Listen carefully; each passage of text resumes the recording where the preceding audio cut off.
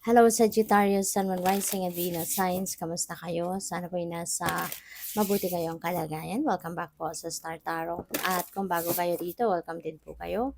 Please subscribe, like, share my videos, and leave me a comment kung naka-resonate kayo. So first card ni Sagittarius is healing, which is really beautiful. Stars is also about healing, so talagang napakaganda nito, no? Healing times 2 ang magaganap dito sa buhay mo. So this healing could be in various areas of life, ano? Hindi lang siguro ito sa physical na aspeto na maaring iba sa inyo merong mga physical ailments, may mga physical problems na pinagdadaanan, pwedeng may ganon. Or pwedeng emotional. No? For some of you, baka merong, kunyari, some of you have undergone separation, maaari ang iba sa inyo na nagkaroon ng heartbreak, yung mga ganyan. No? So regardless kung ano man itong naging problema ninyo or whatever this is, no, na nasaktan kayo in many different ways, you are blessed kasi may paparating na healing, you know, may paparating na pag-improve ng inyong pakiramdam, pag-improve ng inyong estado sa buhay, pag-improve ng inyong sitwasyon, yung ganon. So, good luck. With the stars, yeah, aside from healing, this is also, you will also be filled with hope, no? You will be filled with hope and joy and optimism, yung ganon. At saka this is also about renewal, no? Sagittarius, magkakaroon dito ng renewal. Magkakaroon kayo rito ng um, pagbabago. There could be um, ang tawag dito, renewal and parang magre-reset, no? Parang may reset na mangyayari sa buhay ninyo at this time. Kaya this is really going to have a positive outcome, no? Yung sitwasyon na ito. Magsisimula din, because this also is a new beginning. So magsisimula din kayo dito ng bagong buhay, bagong chapter in some areas of life, yung ganon. Kaya yun, kumapit ka lang, no, sa hope, kumapit ka lang sa faith, 'di ba? Laging yun lang ang ano ninyo para na maka-expect kayo na good things will come your way. So we have new moon. New moon also signifies new beginning, no? So talagang meron ditong new beginning na mangyayari. Maybe ang iba sa inyo, since this is also about intention, so maaari na ang iba sa inyo dito talaga is going to set new intentions, 'di ba? Na maaaring ito yung bago ninyong magiging inspirasyon. Kasi yung intentions natin, ito yung parang ano natin nagiging fuel natin. Ito yung pinaghuhugutan natin ng lakas, ng inspirasyon para magpatuloy tayo hanggang sa marating natin kung ano man yung mga sinet nating intentions.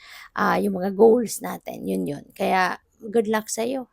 Okay, good luck sa iyo kasi parang spring season ito sa buhay ninyo, no, na magtatanim kayo ng bagong seeds sa ngayon, kumbaga. And that is your intentions. So, by the way, maraming salamat for subscribing, and if you haven't subscribed yet, subscribe na kayo. And also, maraming salamat din for not skipping the ads. Malaking bagay po yan sa akin. And also, please click the join button sa baba ng video kung gusto po ninyo na mag-join kayo sa membership. So, we have roots of abundance. So, napakaganda nito kasi maaari na kung ano man dito yung source, no, ng inyong kaperahan, source of income ninyo, yung mga ganyan. It feels like to me na mas lalong titibay ito. Maaaring meron na kayong expansion sa ngayon, mas lalong titibay at mas lalong magkakaroon kayo ng konkretong source, ng inyong kaperahan. Kaya naman, mas lalo kayong magiging masagana, mas lalo kayong magkakaroon ng abundance and prosperity sa buhay in terms of finances. So, we also have let it go. Ayan. So, maaari na related ito dito sa healing. For you to be able to totally heal yourself, lalo-lalo na kung ito ay in terms of emotional aspect. So, importante na i-release mo na lahat ng sama ng loob, lahat ng galit, resentments na nasa puso ninyo, let it go, release them para tuluyan na kayong maghilom, para tuluyan ng mag-heal kayo at makapag-move on na kayo sa buhay. Okay? So we have healing the heart. So healing, may letting go, may healing the heart din dito. So this could be a very hurtful situation para sa inyo, no? At kaya doble-doble yung healing the heart energy ninyo kasi maaaring malalim, no? Yung sugat na naidulot na iniwan ng taong ito sa inyo kung anumang relationship mo dito sa tao. So, but now, it's good, no, na you are opening your heart, you're opening yourself, to healing. Kaya feeling ko dito tuloy-tuloy na 'to.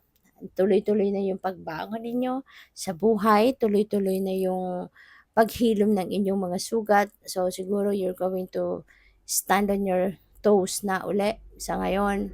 You're going to stand on your feet.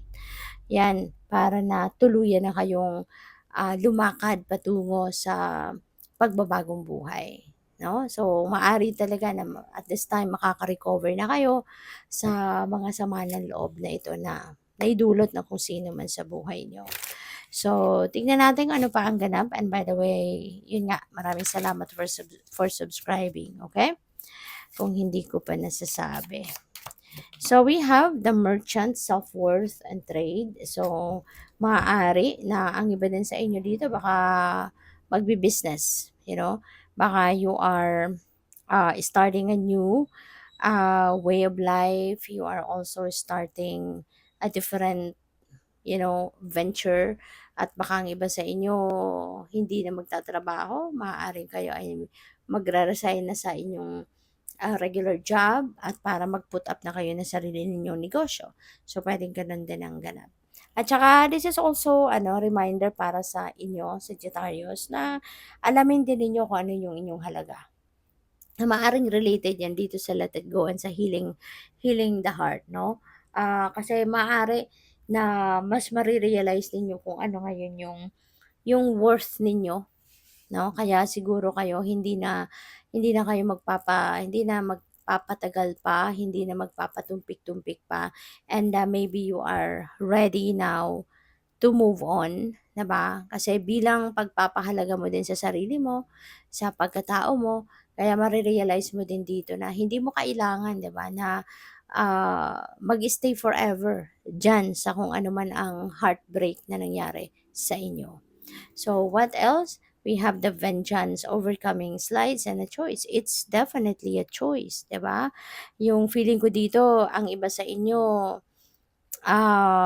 you are maybe thinking, 'di ba, of vengeance, kung paano kayo makakabawi, no, doon sa taong nakapanakit ng damdamin ninyo, 'di ba? And it feels like to me, no, na hindi napakatalino mo, eh. Hindi ito yung at saka matured ka na din mag-isip. Yung maaaring iniisip mo dito na vengeance is hindi physical, hindi yung gagawa ka din ng masama na towards this person, kung sino man nakapanakit ng inyong damdamin. But yung gagawin mo ditong pagbawi is parang ipapakita mo din sa taong ito, no, na kaya mong magtagumpay na wala siya, kaya mong mabuhay na wala siya, yung gano'n, no? So, feeling ko dito, ah, merong mga gagawin kayo na yung parang iisipin mong success is the best revenge na magagawa mo. Yung mapapakita mo dito sa mga taong nanakit ng inyong damdamin, 'di ba? Despite whatever na ginawa nilang pananakit sa in whatever way it happened, kayang-kaya mo pa rin tumayo, no? At lumaban sa buhay at kayang-kaya mo pa rin magtagumpay. So, yun ang napipick up ko dito. So, good luck sa'yo. We also have the aspirant, ambition, diligence, and setbacks. Para sa iba sa inyo, maaaring yung ambitions ninyo will be, talagang tutupadin mo na. maaari na yung pagtupad mo sa mga ambisyon mo, marating mo kung ano man itong goal ninyo, maaaring isa din ito 'no, na talagang pagsisikapan mo para maipakita mo dito sa mga taong nanakit ng inyong damdamin, nanira sa'yo, whatsoever, na kaya mong magtagumpay na wala sila, 'no? At saka although sometimes siguro meron ditong before you reach that ambitions or bago mo man marating yung tugatog ng inyong tagumpay, pupuwedeng magkakaroon din kayo ng mga setbacks, yung mga gano'n. But that doesn't mean na susuko kayo, okey? Mas marami na kayong mabigat na pinagdaanang sitwasyon sa buhay in the past at napagtagumpayan mo 'yan, nakarating ka nga sa puntong ito ng buhay mo. Kaya kung ano man yung pupuwedeng dumating pa sa buhay mo na mga setbacks, don't worry, it will pass. Ano, it will pass at kaya mo 'yan. Kaya mong harapin ang mga ito at kaya mong mapagtagumpayan ang mga ito. So, good luck. Thank you for watching. Love and light. Namaste.